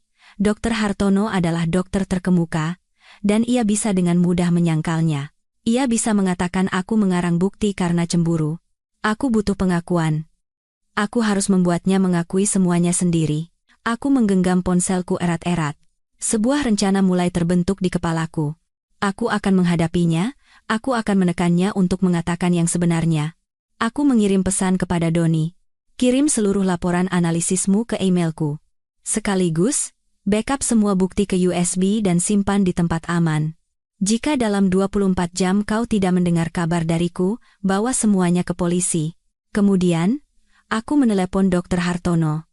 Di seberang telepon, suaranya tenang menakutkan. Halo, Pak Bima. Kita perlu bicara, Dr. Hartono. Aku berusaha agar suaraku tidak bergetar. Malam ini jam 9, di Taman Pusat Rumah Sakit. Hanya kau dan aku. Hening sejenak. Aku bisa membayangkan ia mengerutkan kening, menghitung. Ada urusan penting? Kau lebih tahu urusan apa itu, kataku, secara tersirat menyinggung kamar 404, polis asuransi, dan obat eksperimennya. Kau pasti ingin mendengar apa yang kutemukan. Hening lagi, kali ini lebih lama. Akhirnya, ia menjawab dengan suara dingin seperti es.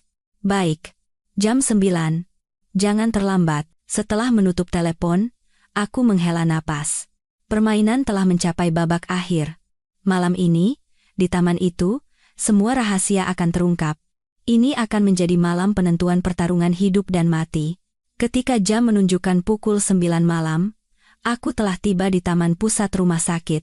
Siang hari, tempat ini cukup ramai dilalui orang, tetapi di malam hari, menjadi sangat sepi dan sunyi. Di bawah cahaya lampu kuning yang redup, petak bunga dan pepohonan menciptakan bayangan-bayangan aneh di atas jalan setapak berkerikil. Udara sejuk membawa aroma tanah basah dan bunga sedap malam. Aku memilih bangku batu di sudut paling terpencil, namun masih bisa mengamati pintu masuk. Ponsel di saku mantelku sudah dalam mode merekam. Aku tahu ini sangat berbahaya, tetapi ini satu-satunya cara untuk mendapatkan bukti pengakuan dari Dr. Hartono. Tepat pukul 9, sosok tinggi kurus Dr. Hartono muncul. Ia tidak lagi mengenakan jas putih, melainkan pakaian berwarna gelap, membuatnya hampir menyatu dengan kegelapan. Ia berjalan lurus ke arahku dengan langkah percaya diri, tanpa ragu. Anda datang lebih awal, kata Dr. Hartono dengan nada yang terdengar mengejek. Ia tidak duduk, melainkan berdiri di hadapanku, kedua tangan di saku, dengan postur angkuh. Saya tidak punya kebiasaan terlambat untuk janji penting. Balasku, menatap lurus ke matanya. Jadi, apa kau menemukan sesuatu yang menarik di sudut kumuh itu? Dr. Hartono menyeringai, senyum yang kubenci. Ia sepertinya tidak berniat menyembunyikan apapun lagi. Aku menemukan sebuah buku harian, kataku perlahan, menekankan setiap kata, dan sebuah polis asuransi jiwa senilai 5 miliar. Dengan penerima manfaatnya adalah Anda. Senyum di wajah Dr. Hartono lenyap, digantikan oleh ekspresi dingin yang menakutkan. Ternyata kau sudah tahu semuanya. Lebih cepat dari yang kukira. Aku meremehkanmu, Pak Bima.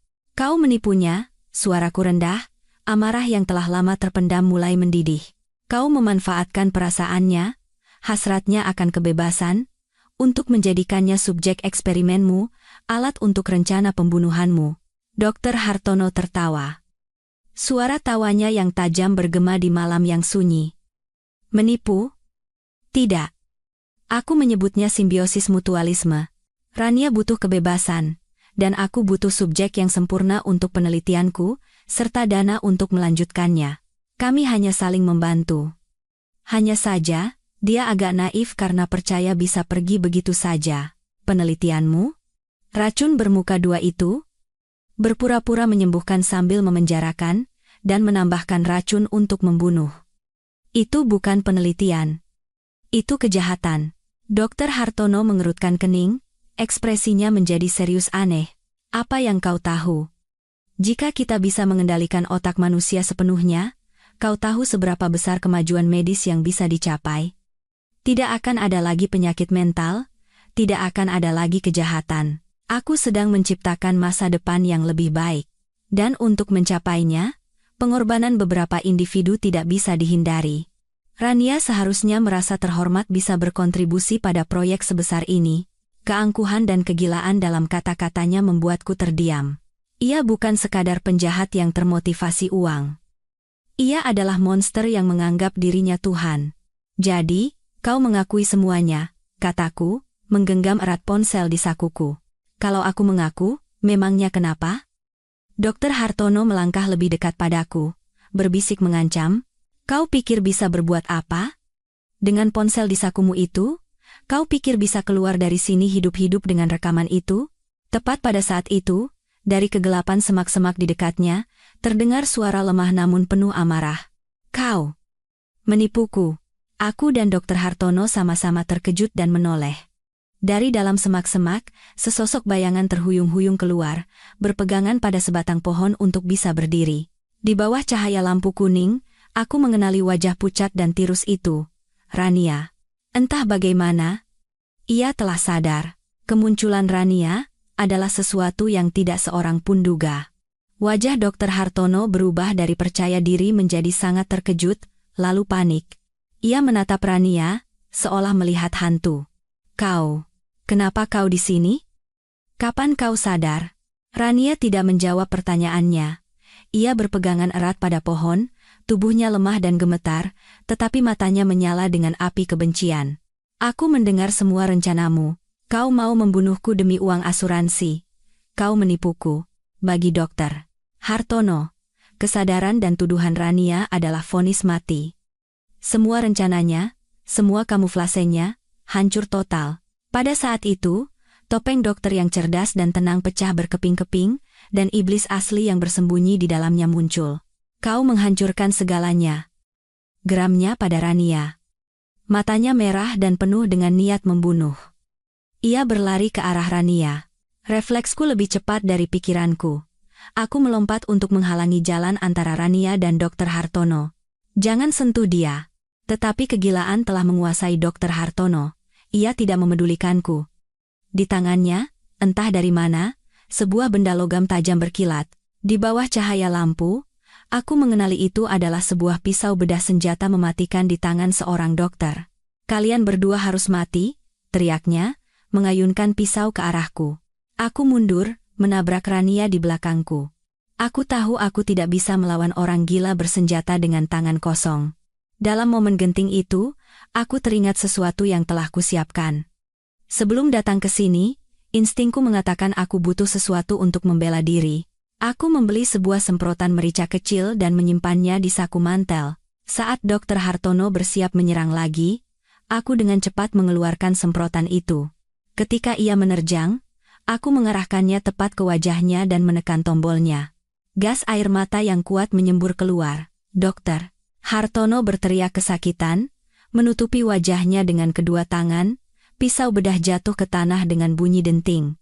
Ia terhuyung-huyung dalam amarah dan kesakitan, memaki-maki, tidak menyia-nyiakan kesempatan.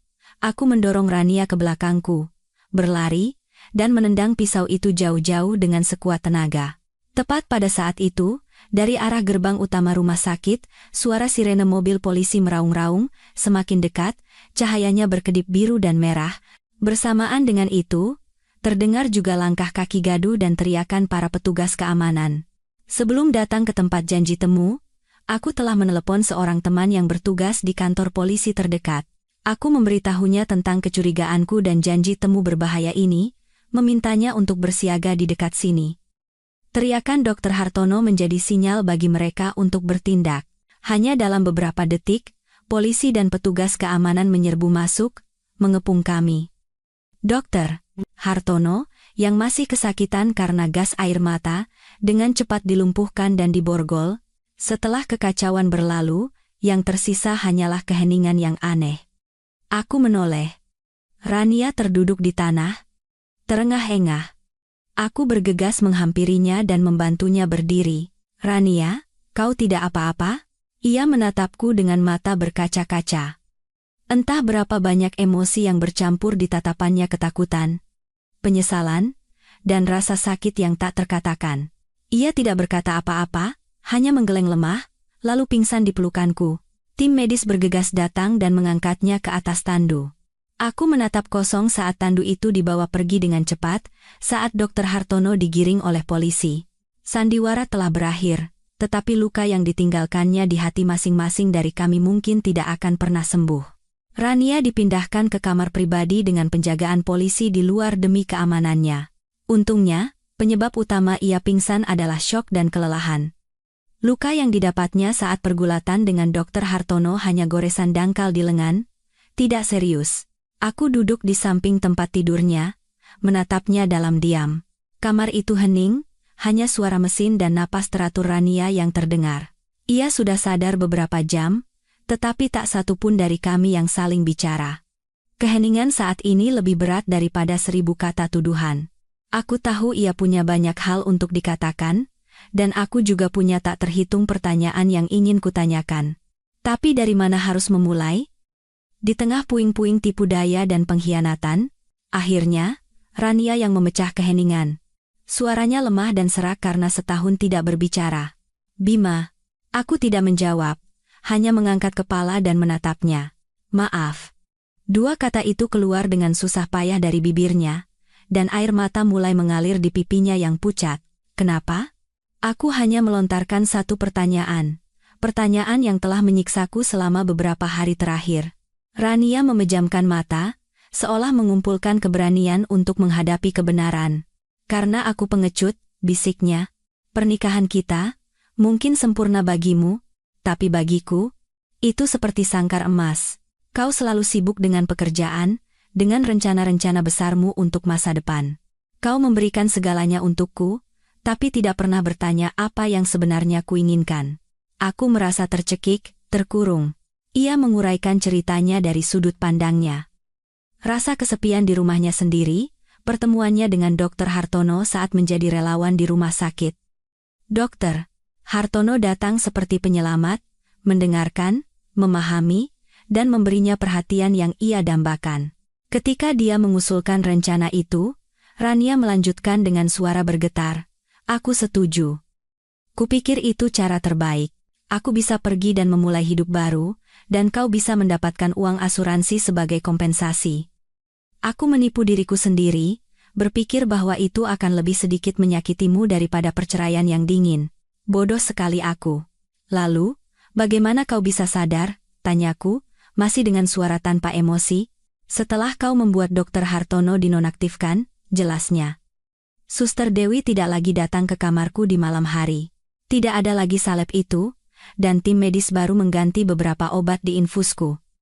Sekitar 2 hari yang lalu, kesadaranku mulai kembali, tapi aku tidak bisa menggerakkan tubuhku. Aku bisa mendengar, bisa merasakan, tapi tidak bisa merespons. Terperangkap di dalam tubuhku sendiri. Aku mendengar para perawat membicarakanmu yang menuduh Dr. Hartono tentang interogasi di kantor direktur. Saat itulah aku tahu, dia tidak pernah berniat membangunkanku. Malam ini, ketika para perawat mengatakan kau akan bertemu Dr. Hartono di taman, aku sangat takut. Takut dia akan menyakitimu. Entah bagaimana, rasa takut itu memberiku kekuatan. Aku berusaha sekuat tenaga menggerakkan jariku, lalu tanganku. Aku mencabut jarum infus dan berhasil turun dari tempat tidur. Aku mengikuti suara kalian, dan tiba tepat saat dia mengucapkan kata-kata terakhirnya. Mendengar cerita Rania, amarah di hatiku sedikit mereda, digantikan oleh kekosongan dan kelelahan. Ia telah mengkhianatiku. Itu fakta yang tak terbantahkan. Tetapi ia juga korban yang dimanipulasi oleh predator yang lebih licik. Dan mungkin, ketidakpedulianku juga turut andil dalam masalah di pernikahan kami. Aku bangkit dan berjalan ke jendela, menatap kegelapan di luar. Beristirahatlah, kataku tanpa menoleh. Kita pikirkan semuanya nanti. Apa arti nanti bagi kami? Aku tidak tahu. Mungkinkah ada pengampunan? Bisakah sesuatu yang telah hancur disatukan kembali? Aku tidak punya jawaban. Yang ku tahu saat ini, badai terbesar telah berlalu, tetapi yang ditinggalkannya adalah puing-puing yang tandus, dan kami berdua harus belajar bagaimana membereskannya. Beberapa hari setelah konfrontasi yang menentukan itu, segalanya mulai berjalan di jalur hukum. Dr. Hartono ditahan untuk penyelidikan. Dengan rekaman pengakuannya dan kesaksian dariku dan Rania, kasus ini sepertinya akan segera selesai. Namun, sebuah perkembangan tak terduga membuat skala kasus ini jauh lebih besar dari yang kubayangkan. Suatu hari, saat aku berada di rumah sakit bersama Rania, Suster Dewi datang menemuiku. Perawat muda itu tidak lagi tampak takut atau panik seperti sebelumnya.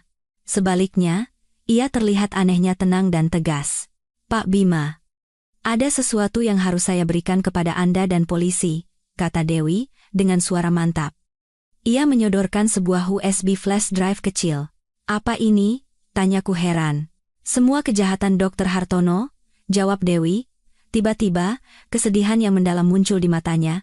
Bapak mungkin berpikir saya hanya boneka yang diancam olehnya. Itu hanya sebagian benar.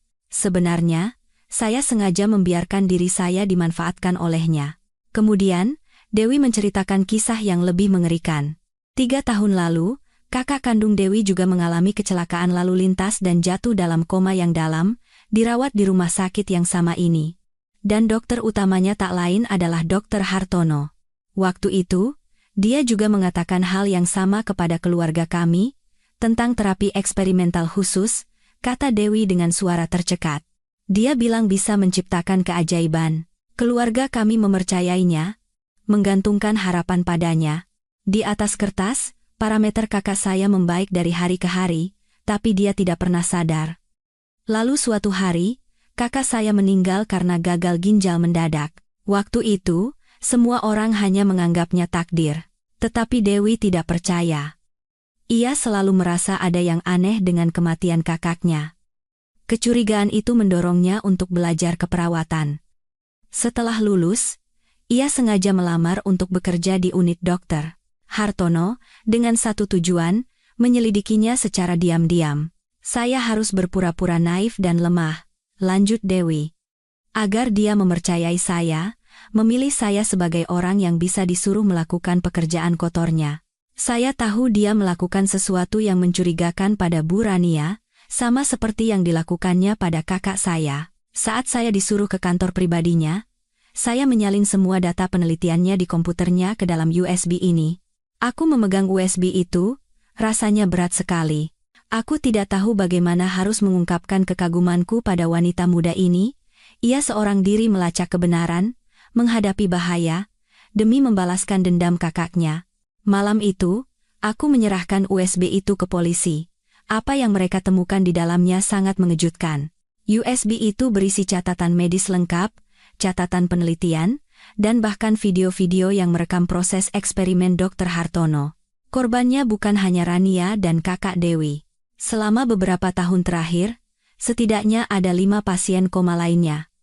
Skenarionya selalu sama, Dr. Hartono mendekati keluarga, menawarkan metode eksperimental.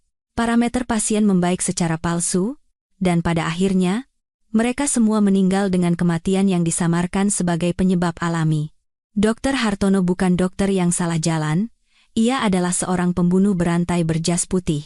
Ia memanfaatkan penderitaan dan harapan keluarga pasien untuk melakukan eksperimen tidak manusiawinya. Polis asuransi Rania hanyalah sumber dana sampingan untuk penelitian gilanya.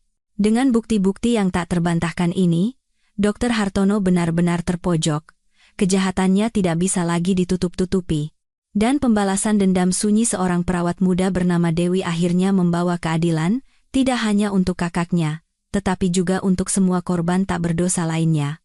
Kupikir segalanya akan berakhir setelah semua kejahatan Dr. Hartono terungkap, tapi aku salah.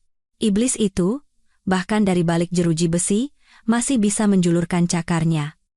Insiden itu terjadi suatu sore, 2 hari setelah aku menyerahkan USB ke polisi, saat aku sedang mengemudi pulang dari rumah sakit, sebuah mobil hitam tanpa plat nomor tiba-tiba memepet mobilku ke tepi jalan.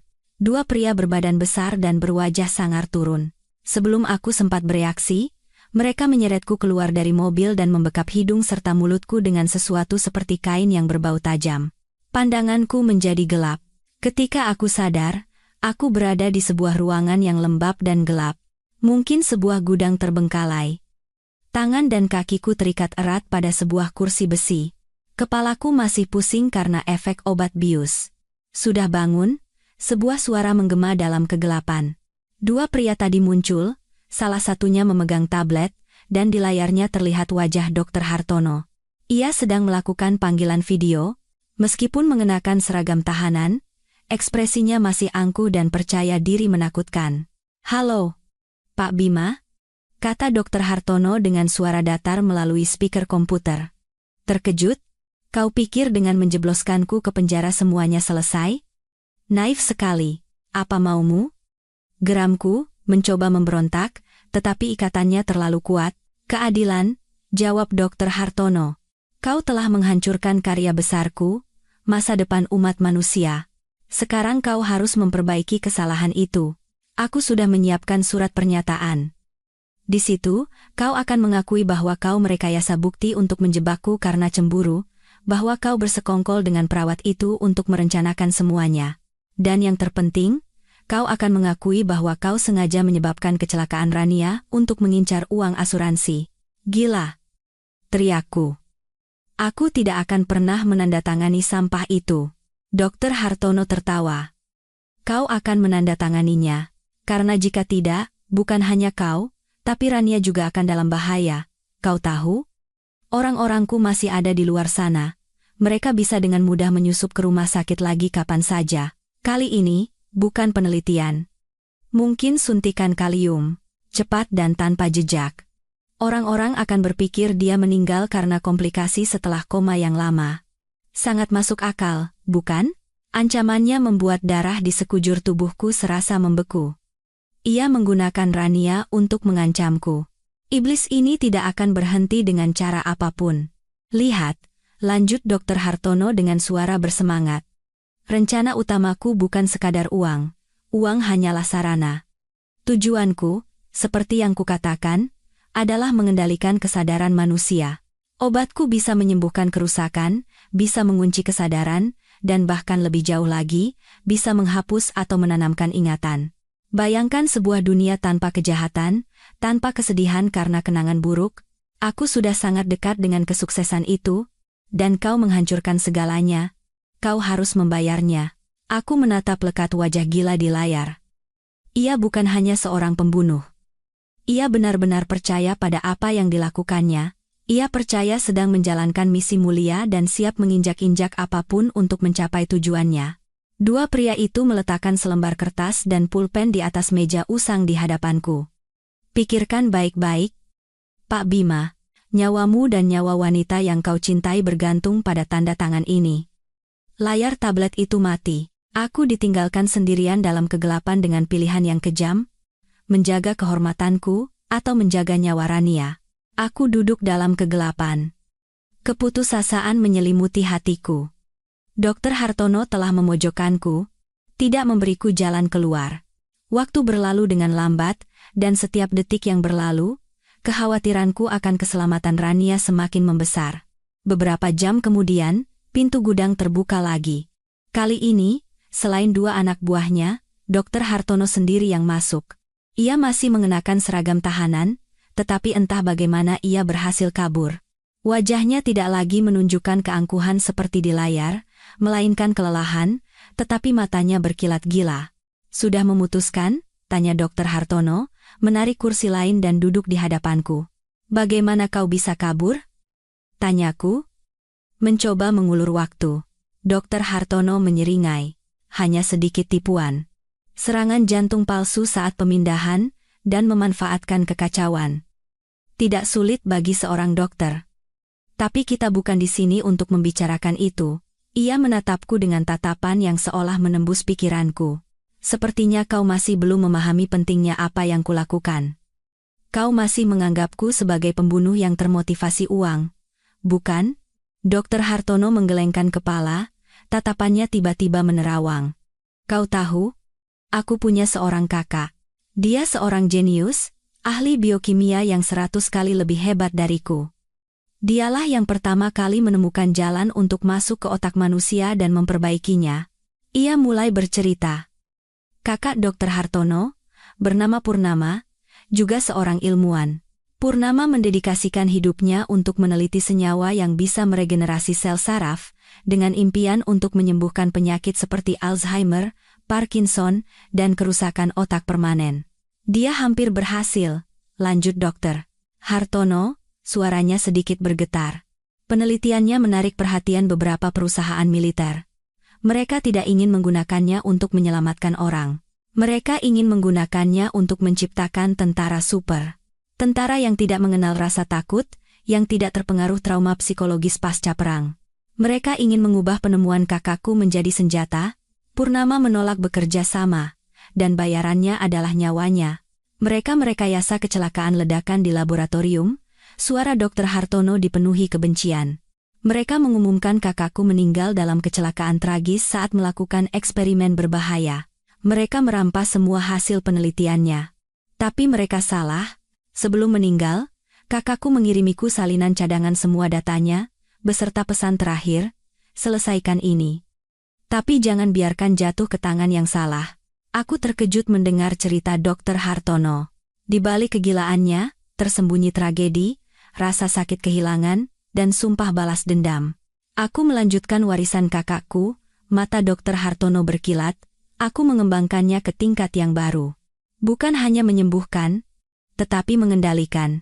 Kakakku hanya ingin menyelamatkan orang, tapi aku sadar, cara terbaik menyelamatkan dunia adalah dengan mengendalikannya. Jika aku bisa menghapus ingatan yang menyebabkan kejahatan, jika aku bisa menghilangkan penyakit mental, dunia ini akan menjadi lebih baik.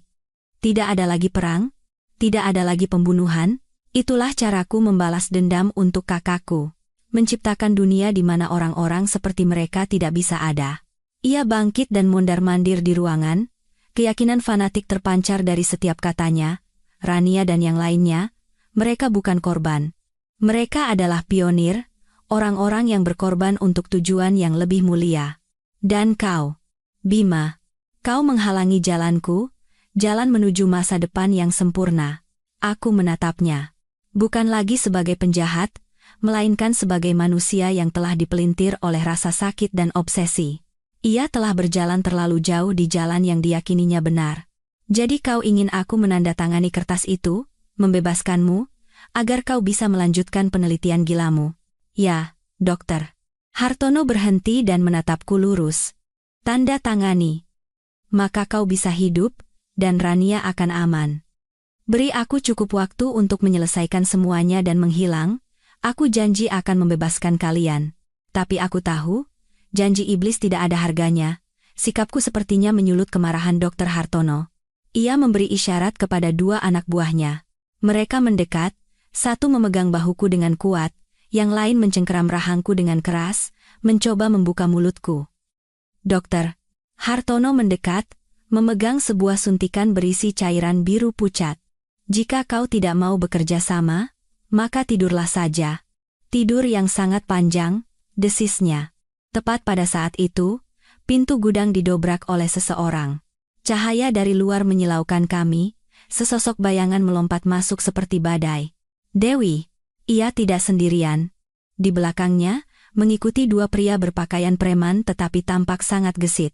Polisi, jatuhkan senjata. Teriak salah satu pria itu, anak buah dokter. Hartono membeku sejenak. Tidak menyia-nyiakan kesempatan, aku menandukkan kepalaku sekuat tenaga ke perut orang yang memegangku, sambil menendang selangkangan orang yang membuka mulutku. Dalam kekacauan itu, Dewi dengan cepat berlari dan memukul tangan dokter Hartono yang memegang suntikan dengan pipa besi yang ia pungut dari lantai. Suntikan itu pecah berkeping-keping, cairan birunya tumpah kemana-mana. Ternyata, setelah tidak bisa menghubungiku, Doni merasa ada yang tidak beres. Ia menelepon Dewi, dan Dewi, dengan kecerdasan dan koneksinya, berhasil melacak keberadaan orang-orang dekat Dr. Hartono dan memberitahu tim polisi khusus. Perkelahian terjadi dengan cepat. Dua anak buah itu dengan mudah dilumpuhkan oleh kedua polisi, menyadari situasinya tidak menguntungkan. Dr. Hartono mengambil pecahan kaca dan menodongkannya ke leher Dewi, menjadikannya sandera. Semua berhenti. Atau wanita ini mati. Geramnya. Matanya penuh kegilaan. Tenang, Hartono, teriakku. Menjaga jarak. Kau tidak punya tempat lari lagi. Diam. Dr. Hartono menyeret Dewi, perlahan mundur ke pintu darurat di belakang gudang. Aku tidak akan pernah tertangkap. Penelitianku harus selesai. Memanfaatkan keraguan kami, ia mendorong Dewi dengan keras ke arah kami, lalu dengan cepat menghilang melalui pintu darurat. Saat kami mengejarnya, yang terdengar hanyalah suara mesin motor yang menghilang di gang kecil. Dia kabur, kata seorang polisi. Kemana dia pergi? Rumah sakit, kataku dan Dewi hampir bersamaan. Rania. Rania adalah kartu terakhirnya. Dia tidak akan melepaskannya. Dia membutuhkannya, entah untuk melanjutkan penelitian atau untuk membungkam saksi kunci terpenting. Dengan kecemasan yang luar biasa, kami segera masuk ke mobil dan melaju ke rumah sakit. Ketika kami tiba, rumah sakit sudah dalam keadaan kacau. Dr. Hartono, Dengan pengetahuannya sebagai dokter, dengan mudah mengelabui polisi dan menyusup masuk. Ia melumpuhkan sistem kamera keamanan dan mengunci pintu kamar Rania dari dalam. Kami tidak bisa mendobrak pintu. Ada pasien di dalam, kami tidak tahu apa yang akan dilakukannya, kata seorang petugas keamanan. Tidak ada cara lain untuk masuk? Tanyaku panik, jantungku serasa diremas. Dewi berpikir sejenak, matanya berbinar. Sistem ventilasi. Kamar-kamar khusus punya sistem ventilasi independen, dan aksesnya ada di atap. Tanpa ragu sedetik pun, aku dan Dewi berlari ke tangga menuju atap. 2 polisi mengikuti di belakang, terus melaporkan situasi melalui radio mereka. Ini adalah kesempatan terakhir. Kami harus masuk ke kamar itu sebelum Dr. Hartono menyakiti Rania. Sistem ventilasi itu sempit, gelap, dan penuh debu. Aku merangkak di depan, Dewi tepat di belakang. Kami harus mengandalkan cahaya redup dari layar ponsel untuk mencari jalan. Satu-satunya suara di ruang pengap ini adalah detak jantungku dan napas tersengal-sengal Dewi. Berdasarkan denah yang diingat Dewi, kami menemukan lokasi lubang ventilasi yang menuju ke kamar Rania. Aku dengan hati-hati melepaskan kisi-kisi besi yang menutupinya. Pemandangan dari atas sangat mengerikan. Dr. Hartono berdiri di samping tempat tidur. Ia sepertinya telah menyuntikkan sesuatu pada Rania, karena ia tampak linglung tetapi masih sadar. Di tangannya, ada sebuah alat medis aneh seperti helm dengan banyak kabel terpasang. Ia sedang mencoba memasangkan helm itu ke kepala Rania. Tenang, Rania, suaranya menggema, lembut namun licik, sebentar lagi. Semua kenangan buruk, semua kesalahanku, dan suami menyebalkanmu itu, semuanya akan hilang. Kau akan menjadi bersih, dan menjadi milikku seutuhnya. Menjadi karya terbesarku. Ia berniat menghapus ingatan Rania. Aku tidak bisa menunggu lagi.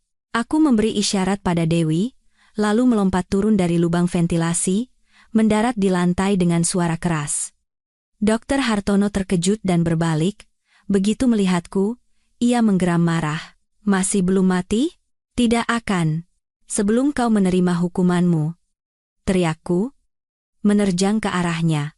Dr. Hartono mengambil sebuah gunting dari nampan peralatan medis dan menusukkannya ke arahku dengan membabi buta. Aku menghindar, tetapi lenganku tergores dan mulai berdarah. Dewi juga melompat turun, ia menghampiri Rania, mencoba melepaskan alat aneh itu dari kepalanya. Perkelahian terjadi di dalam kamar yang sempit. Dr. Hartono, yang dikuasai kegilaan, menjadi sangat kuat.